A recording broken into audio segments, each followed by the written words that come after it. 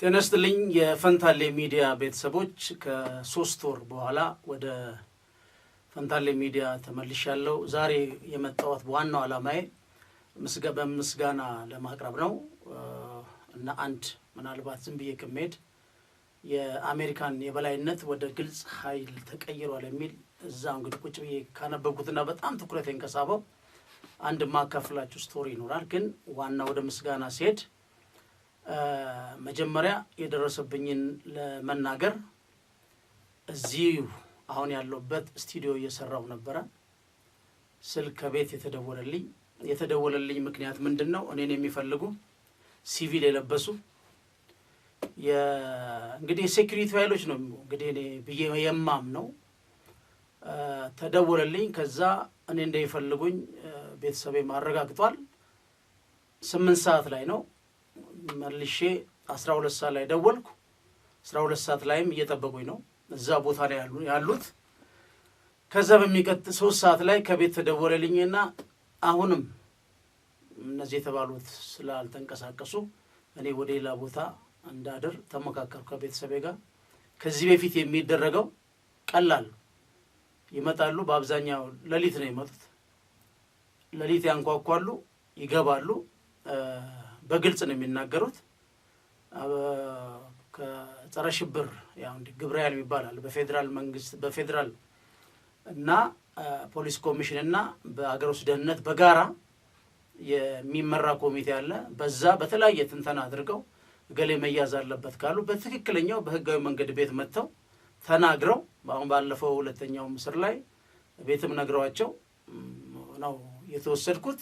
ሲወሰድ ያው የነበረው ስህተት ምንድነው? መሳሪያ ምናምን ፒክአፕ ልጆች ሲያዩ ያው አደገኛ ነገር ነው። ሲወስዱኝም ልጆች ያለቅሱ ነበር፣ መስኮትም እያዩ ያለቅሱ ነበር። ግን መንግስት እኔ ማምነው ማንንም ሰው መጠርጠር ይችላል።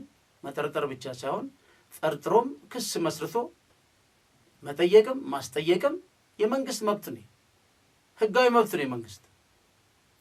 የተጠረጠረ አካል ደግሞ በአረፈበት ማረሚያ ቤት ሆኖ ጠበቃ የማግኘት ቤተሰብ የማግኘት ጉዳይ አለ። ኬስ ካለውም ለራሱ ኬስ ጠበቃ ይቀጥራል፣ በፍርድ ቤት ይታኛል። ይሄ ያለ ፕሮሲጀር ነው። በአንድ በመንግስትና በግለሰብም በማህበረሰብ ውስጥ ያለ ይሄ የሶሻል ኮንትራት ነው፣ ስልጣኔ ነው። በመንግስት መያዝ ምንም አያስደነግጥም። በነገራችን የሚቻለውን ዱ ፕሮሰስ ይሞከራል፣ ካልተቻለም ውሳኔ ይቀበላል። ይሄ አካሄድ ነው።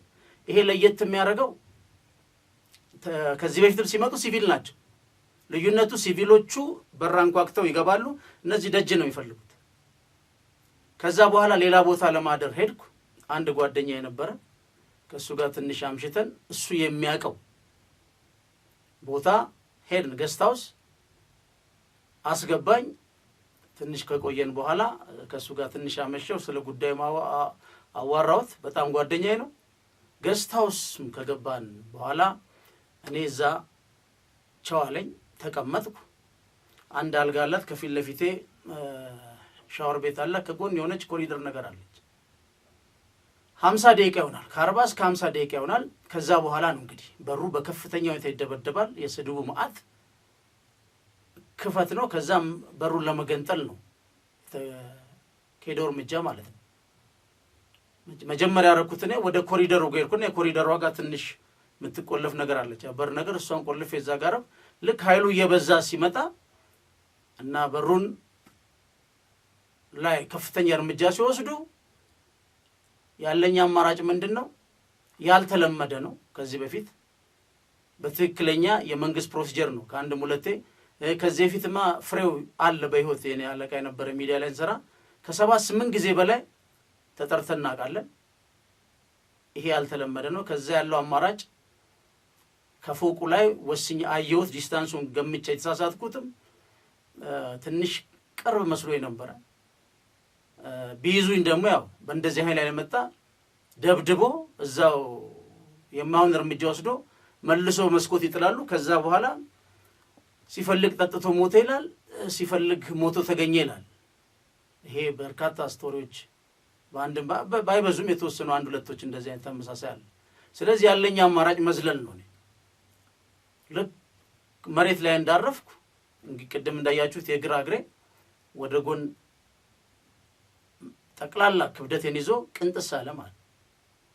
ለተወሰነ ጊዜ ትንሽ ራሴን ስቼ ነበረ። ስነቃ ሰዎች ነበሩ። እነዚህ ሰዎች ነው እንግዲህ በትክክልን ያላየዋቸው ሲቪል ናቸውና ይሄኛው ግራ እግሬ ተሰብሮ ከዚህ አንክል ሚሏት ግን ተንጠልጥላለች እና እንደዚህ ተጠማዞ እንደዚህ ይላል። ከዛ በእጁም አልነካም በእግር ያው ደንዝጄም ስለነበር እንትን አድርጎ መጨረሻ ላይ እንግዲህ ይሄን እድል ደግመ አታገኘው የሚል ነው እንግዲህ የሰማሁት እኔ። ከዛ ወደ ሐኪም ቤት ሄድኩ። ከዛ በኋላ ያደረኩት ምንድነው ሚዲያ ላይ ይሄን መረጃ ለመስጠት በጣም ነው የተቸገርኩት። መቸገር ብቻ ሳይሆን ምንድነው ያደረኩት መጀመሪያ ዳኑ ጋር ሄድኩ። የመጀመሪያ እርዳታ አደረጉልኝና ሲነሳ እቺ ተሰብራለች፣ አንክል የምትባለው ነገር ተሰብራለች መሃል ላይ። በኋላ መወሰን አንችልም። ሲቲ ስካን ተነሳተ። ሲቲ ስካን ሲነሳ ከውስጡ እንዳለ ደቆ ተሰብሯል ማለት። ከዛ በኋላ በፈርስት ኤድ ካገኘው በኋላ ሌሊት ወደ ቤት ነው። ከዛ በኋላ በነጋታው የካቲት ነው የሄድኩት።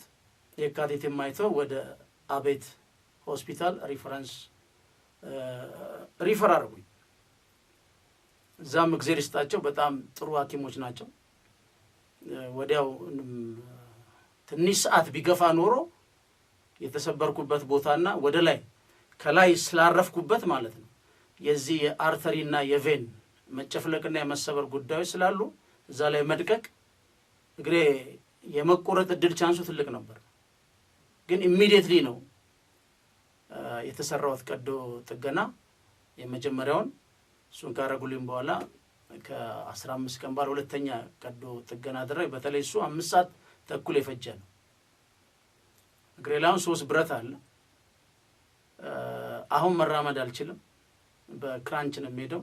አሁን በዚህ በማረገው ጫማ መሰረት ለመራመድ እየሞከርኩ ነው።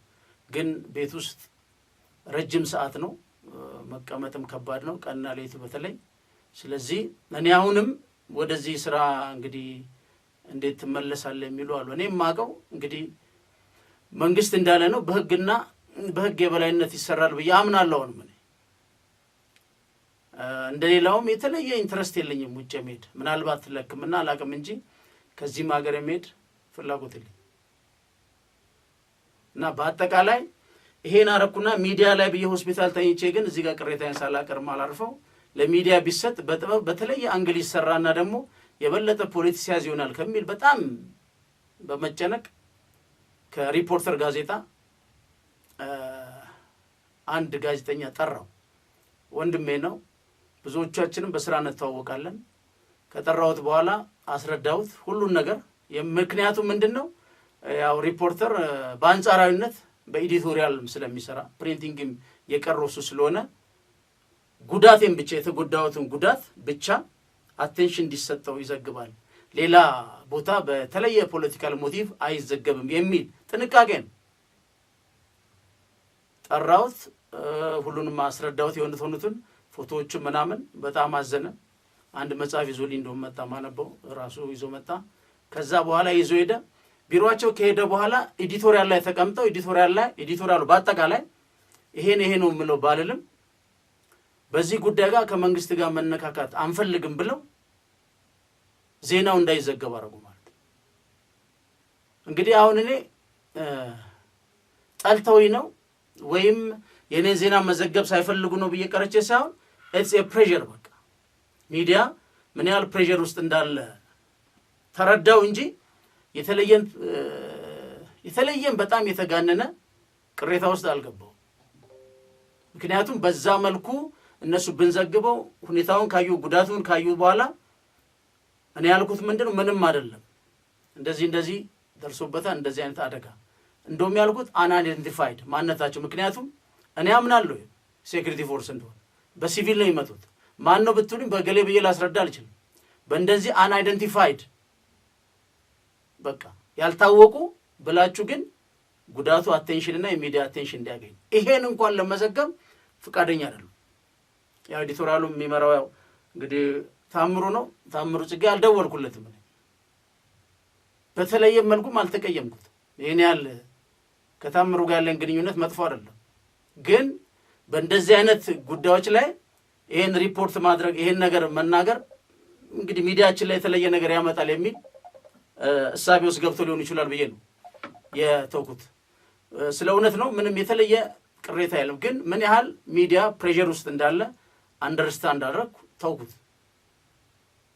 ከዛ በኋላ ግን ቤቴ ድረስ በዚህ አጋጣሚ ማመሰግነው በስልክም ብለው አዲስ ስታንዳርድ ጋዜጣ ኦንላይን መጽሔቶች ራሳቸው አስበው ደውለው እንደዚህ አይነት ኬዝ አለ እንዲህ ሰምተን ነው ብለው አናግረውኝ እሱን በትክክል ራሴን አናግረውኝ ጽፈዋል። በጣም አመሰግናለሁ። ሌላው እንግዲህ በቃሉ ነው በቃሉ አላምረው ነው በቃሉ አብረን ሰርተናል።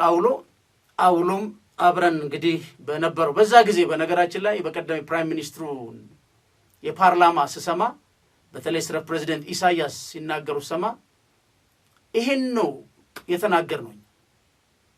አውሎ የሰራኔና በቃሉ አላምረው ይሄን የተናገር ነው። ያን በመናገራችን ብቻ ነው ለስርም የተዳረግ ነው። ግን ፕራይም ሚኒስትሩ በዛ ቦልድሊ መናገራቸው በጣም ትልቅ ጠቀሜታ አለው። በጣም ትልቅ ጠቀሜታ አለው። በነገራችን ግልጽ የሆነ በተለይ አክሱሙን ጉዳይ በተመለከተ የተናገሩት ልክ ነው፣ እውነት ነው። የሰብአዊ መብት ተከራካሪ ዳንኤልን ብዙ ጊዜ ጠይቀነዋል። አብሮ ይጣራል ብሎ ነው ያለፈው። ጠቅላይ ሚኒስትር አብይ ክሊር ነው ያስቀመጡት፣ እውነት ነው።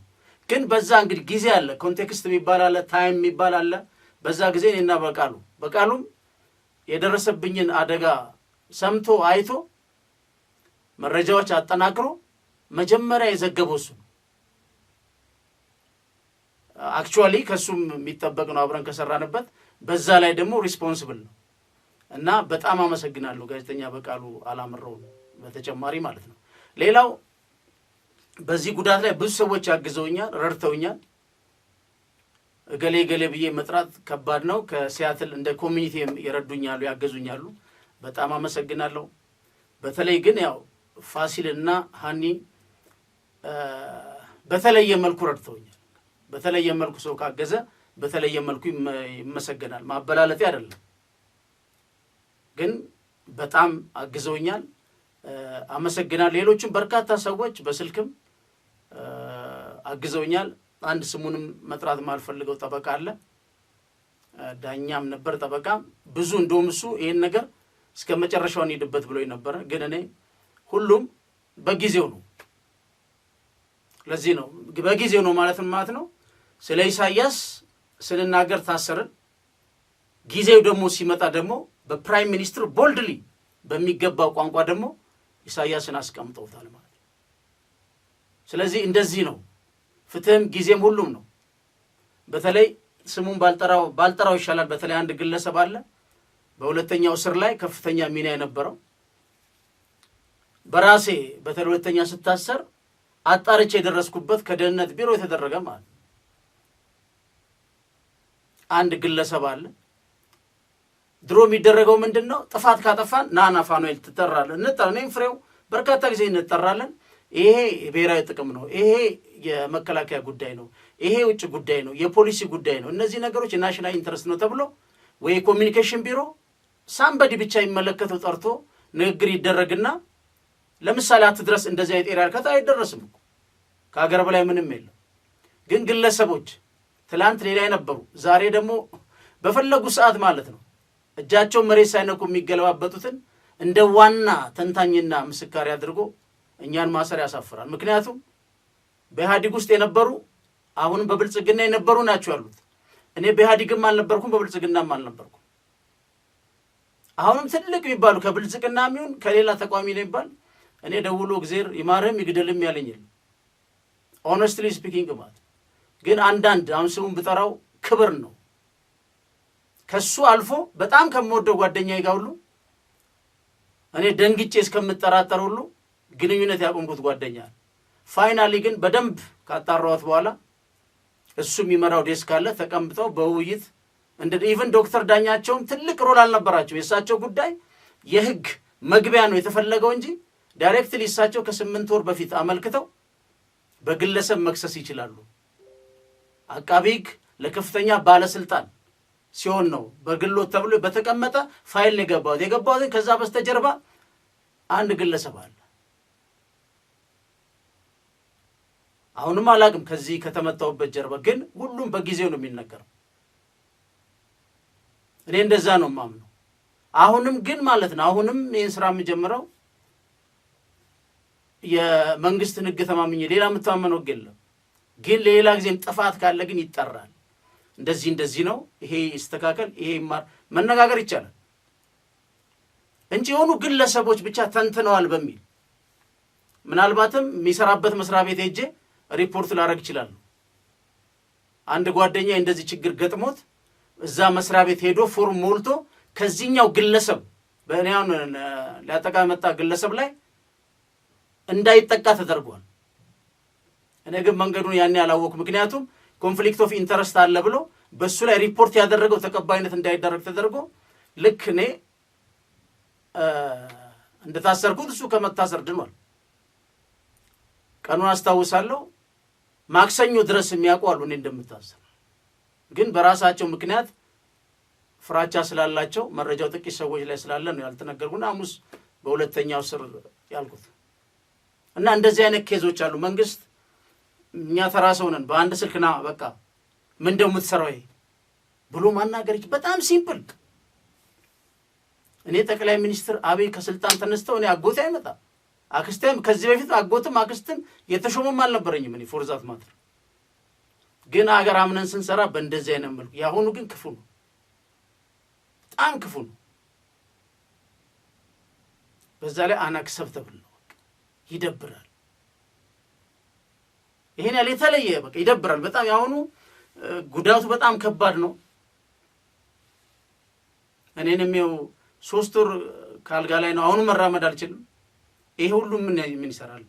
ጀስ መጥራት ና መነጋገር ምንም በጣም ቀላል። ግን አንዳንድ በየስርዓቱ በቃ ቋንቋ ቢከብድ የሚሸረሙጡን ሰዎች ብቻ ማመን ስኖት አላክሰብ ይሄ አይሰራም። እኔ ከጋዜጠኝነቱ አጀንዳ የለኝም። መንግስት በዛ ደረጃ ለኔ ብቻ እኔ ላይ ያደረገውም ሌላ ጋር እንዳይደረግም እሱ አልፎ አይደለም ኢንተርናሽናል ኮሚኒቲ ላይ ያሉ ኢቭን ሂውማን ራይት ምናምን እነ ሲፒጄ እዛ ድረስ እዚህ ተቀምጠው ሰንሰለት ዘርግተው ኢቭን የሰዎችን ጉዳት የሚክዱ ኤጀንት ነኝ ምናምን ብለው ተቀምጠው እንዴት ፎልስ ኢንፎርሜሽን ይገርመኛል። ራስ which is unacceptable። ይሄ አንድ ሀገር ነው ያለን እና በተለይ ላገዛችሁኝ በጣም ነው ማመሰግነው። እግዚአብሔር ያክብርልኝ። በእንደዚህ አይነትም አሁንም በመክፉና መጥፎ ሴራም ላይ የተከማቸው ኃይል ራሱን መለስ ብሎ ቢያይጥሩ ነው የሚል ነው። በጣም አሳዛኝ ነው። መቼም እኔ እዚህ አልቅሻም ብቻ አላስረዳም። አደገኛ ያሎችንም እኔ አላስደስትም። የደረሰብኝ ሳያስለቅስ ቀርቶ አይደለም ግን ነው በዛ አይነት መልኩ ማንም እኔ ደስታ መፍጠር አልፈልግም ፎርዛት ማለት ነው። ግን አሁንም ራይት ነው እኔ አጀንዳ የለኝም። ይሄ ሚዲያውንም እቀጥላለሁ። አሁን የመጣሁት በአንጻራዊነት ባለው ህግ የምታመን ነው። ከዛ ውጪ ችግር ካለ ደውሎ መነጋገር ነው። ሄጄ እንዳላናግር እኔ የፈጠርኩት ምሰራው ችግር አለ ብዬ ስለማላምን ነው። አንድ ጓደኛዬ እንደተረፈ ቃል። በተረፈ አመሰግናለሁ።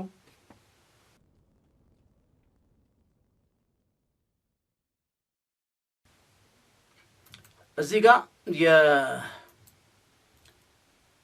ያገኘሁት አርቲክል ምን እንደሚለው የአሜሪካ የበላይነት ወደ ግልጽ ኃይል ተቀይሯል ይላል። ትላንት ወዲያም ቲክቶክ ላይ ፈንታሌ ላይ ጫነዋል እና ማርኮ ሩቢዮ ያ የነበረው ዘመን አልፏል ብሏል። አዲስ ነባራዊ ሁኔታ ላይ ያለነው በሱ መልኩ ነው የምንሰራው ብሏል። እና ምንድነው የሚል ይሄ ጉልበት ያለው ህግ ያወጣል ይላል። ይሄ ጻፊ የሚለው መርህልና አሁንም የውጭ ጉዳይ ፖሊሲ በዚህ መልኩ ነው እየተቀረጸ ያለው። ኢቭን ይላል ይሄ ሰውዬ የራስ አብሮ የነበሩ 80 ዓመት በአንድ ቋት ውስጥ የነበሩ አጋሮችን የነሱን ሀብት ሁሉ መቀራመት እንደ አዲስ መርህ ተደርጎሉ እየተሰራ ነው ይላል። እና የተቋማት ዘመን ይላል ኢንስቲትዩሽን የሚባለው ዘመን እየከሰመ ነው። የኃይል ዘመን ደግሞ እንደገና የበላይነቱን እየያዘ ነው ይላል። ለዚህ ዋናው ቁልፍ ዶናልድ ትራምፕ ናቸው። ምንድነው ያለው? የተቋማት ዘመን እየከሰመ ነው። ይህ አባባል ይላል የላቀ ጥንካሬ ወይም ኃይል ካለው አካል ማህበረሰብ የመቆጣጠርና የራሱን አጀንዳ እምነትና የፍትህ ጽንሰ ሐሳቦች የመነጨ ችሎታው እንዳለው ያረጋግጣል። ሞንታጌ የሚባለው ሰውዬ ክራቶክራሲ የሚለውን ቃል በኃይል ወይም በማታለል ቁጥጥር ለመያዝ በሚችሉ አካላት የሚመራ መንግስት ሲሎ ይገልጸዋል ይላል ጸሐፊው። በዓለም አቀፍ ፖለቲካ ውስጥ ያሉ ሪያሊስቶች ይላል ምሁራን ይህንን ሀረግ የሚጠቀሙት ኃይል በሉዓላዊ መንግስት መካከል ያለውን ግንኙነት የሚወሰንበት የተፈጥሮ ሁኔታን ለመግለጽ ነው ይላል። ከዚህ አንጻር ይልና አሁን ካሉት በተለይ እነ ዶናልድ ትራምፕ ከሚዘውሩት ወይም ዓለም ካለችበት የጂኦፖለቲካል ጉዳዮች አንጻር ያለንበት ሁኔታ እንዴት ይታያል ብሎ ራሱ ይጠይቃል። ምን ይላል? በአምስተኛው ክፍለ ዘመን ለነበረው የታሪክ ጸሐፊ ታሪኩ ይሰጣል እና ምን ብሏል? ያ የታሪክ ጸሐፊ በዓለም አሰራር መሰረት መብት የሚጠየቀው በኃይል እኩል በሆኑት መካከል ብቻ ነው ይላል። በዓለም አሰራር መሰረት መብት የሚጠየቀው በኃይል እኩል በሆኑት መካከል ብቻ ነው። ኃያላኑ የፈለጉትን ያደርጋሉ፣ ደካሞች ደግሞ ሊደርስባቸው የሚገባውን መከራ ይቀበላሉ ብሎ ጽፏል ይላል። ዛሬ ዓለም ይህን እውነት ደረቅ ሀቅ እየተጋፈጠች ነው ይላል። ዓለም አቀፍ ህጎችን እንኳን መጥቀስ አደገኛ ነው ይላል። ዶናልድ ትራምፕ ፊት ሄዶ ኢንተርናሽናል ሎ እንደዚህ አይልም ማለት ራሱ በጣም አደገኛ ነው ይላል የጻፊ። ፖለቲካና ኢኮኖሚያዊ ሂደቶች ከቁጥጥር ውጪ እየተከናወኑ በመሆናቸው ይላል ተቋማት አቅም የላቸው ኢንስቲትዩሽን የሚባል አልፎ ተርፎም ፋይዳ ቢስ ናቸው። ፔንታገን ብትል ሴክሬታሪ ኦፊስ ብትል ተወሱን ነው የሚል በዛ የሚሰራ ደግሞ ከሀያላኑ ወደ ታች እየወረደም ሲመጣ ተቋም የሚባል ቦታ የለውም ይላል ይሄ ሰውዬ። በተባበሩት መንግስታት ድርጅት ጥላ ስር ያሉ ዓለም አቀፍ ህጎችና ሌሎች የህግ ደንቦች ወይም ህገ ደንቦች የሚጥሱ የቅርብ ጊዜ ተግባራት ተዋናይ በዋናነት አሜሪካ የሚመራው የምዕራቡ ዓለም ወይም ጥምር ሀገሮች ናቸው ይላል። እነዚህ ሀገሮች የዓለምን ኢኮኖሚና የፖለቲካ መረጃ ስርዓት ይቆጣጠራሉ። ቀደም ሲል መሰል ጥሰቶች በሌሎች ላይ ሲፈጸሙ እንደ አሳዛኝ ነገር እንደ ሁለተኛ ደረጃ ጉዳይ ይታይ ነበር። ተጠያቂነቱም በስርዓቱ ቀውስ ላይ ሳይሆን በጥሰቱ ውስጥ በነበሩት አገሮች ተጎጆችን ጨምሮ የሞራል ወይም የፖለቲካ ድክመት ላይ ይጣል ነበር ይላል። ዛሬ ላይ ዩናይትድ ስቴትስ የዓለምን አቀፍ ደንቦች ስምምነት ወደ ጎን በመተው ብቻ ሳይሆን ይህንኑ አካሄድ በአጋሮች ላይ ጭምር መተግበር ጀምራለች። 80 ዓመት አብረዋት የነበሩ በተለይ አውሮፓ ህብረት ዶናልድ ትራምፕ ምንድን ነው ያሉት? ኖ ዴኒ ቫንስ ነው መሰለኝ አውሮፓ ለኛ ሊያቢሊቲ እንጂ አሴት አይደለም ብለዋል። 80 ዓመት አብረዋቸው ሲዘውሩ የነበሩት እነዚህም በአንድ ወቅት እንደ ዲሞክራሲ ይላል እኩል ወይም ቢያንስ እንደ ታማኝ ተከታዮች ትቆጥራቸው የነበሩ የአውሮፓ ሀገሮች ናቸው ይላል። አሁን የአሜሪካ ውሳኔዎች ልክ መለኮታዊ ትዕዛዝ ይመስል በግዳጅ ትዕዛዝ እየተወሰኑ ነው ይላል። ይህም በምዕራብ ውስጥ ከፍተኛ ድንጋጤና ክህደት ክሶችን እንዲያነሱ ምክንያት ሆኗል። አሁን ፖለቲኮ ባጠናው ጥናት የአሜሪካ ታማኝ አጋርነት በአውሮፓ ውስጥ ዘጭ እያለ በእነ ፈረንሳይ ከእንግሊዝ በ5 በመቶ ወደታች ወርዷል። አምኗት ዋሽንግተን ከ8 ዓመታት በላይ ስትመራውና ስትገነባው የነበረው ዓለም አቀፍ ስርዓት እያፈራረሰችው ነው። ምን አለ ማርኮ ሩቢዮ ትላንት ወዲያ ጎን ሄዷል። በቃ ያ ስርዓት ይህ ስርዓት በብዙዎች አንድ በአመሰራረቱ ራስ ወዳድ ይላል፣ በአፈጻጸሙ ደግሞ አርቆ ማየት የማይችል ጉዳይ ነው ይላል። ሰልፊሽ ነው፣ ስትራቴጂክ የሆነ እሳቤ የለው። ይህ ስርዓት በብዙዎች ዘንድ በአመሰራረቱ ራስ ወዳድ፣ በአፈጻጸሙ ነው አርቆ ማየት ወፍ የለም። በአትላንቲክ ማዶ ይላል ያሉ ግንኙነቶች የሊበራል ዓለም አቀፍ ስርዓት የጀርባ አጥንት ስለነበሩ እነሱን መከለስ ለአሜሪካ ቅድሚያ የሚሰጠው ጉዳይ ሆኗል። እንደ ሪቪዥኒስት ነው ግን የመጣው ዶናልድ ትራምፕ ግን በጣም ሰልፊሽ አጋሮችን ግሪንላንድ አይተናል የሚቀራመት ከቀዝቃዛው ጦርነት በኋላ የኃይል ሚዛኑ ግልጽ ነበር ይላል። አሜሪካና አጋሮቿ የበላይ ነበሩ። አንድ አይነት ህግጋት ያስፈጽሙ ነበር ከአውሮፓ ጋር። እንዲሁም ከዓለም አቀፍ የበላይነት የሚገኘው ፖለቲካዊና ኢኮኖሚያዊ ጥቅም አብሮ ያግበሰብሳሉ። ነገር ግን የዓለም ኃይል ወደ እስያ እና ወደ ምስራቅ መሸጋገሩ እንዲሁም በጂ7 ሀገሮች የካፒታሊስት ስርዓት ውስጥ ያለው መዋቅራዊ ችግር ጥቅሞች ቀንሶታል። በተቃራኒው የበላይነት ለማስጠበቅ የሚወጣው ወጪ ጨምሯል። ከ2.5 በመቶ የጂዲፒያችሁን ለናቶ አምጡ እያለ ነው። ቻይና አዲስ ኃይሎና መጣ። የባለ ብዙ ስርዓት መልቲ ፖላር ሲስተም ያለ መቀበል ጉዳይ ነው። የባይደን አስተዳደር ይላል ከትራምፕ ጋር በአንጻር ሞዴሉን ለመጠገን ሙከራ ሞክሯል ይላል። የቱን የ80 ዓመት የመጡበትን በአሜሪካ በላይነት የተሰራውን ስርዓት ግቡም በርዕዮተ ዓለም የተዋሃደና በፖለቲካ መልኩ የማይበገር ምዕራብን እንደገና መፍጠር እና የተቀረውን ዓለም ከተቻለ በማሳመን ካልተቻለ ደግሞ በማስገደድ መምራት ነው። ያ ጥረት ግን አልተሳካም ይላል። ዛሬ አዲሱ መፈክር ምንድን ነው? የአሜሪካ ሰላም በኃይል ፒስ ስሩ ስትሪንግዝ። ይሄ ከአሜሪካ ይመጣል ብሎ ያሰበ ሰው የለም።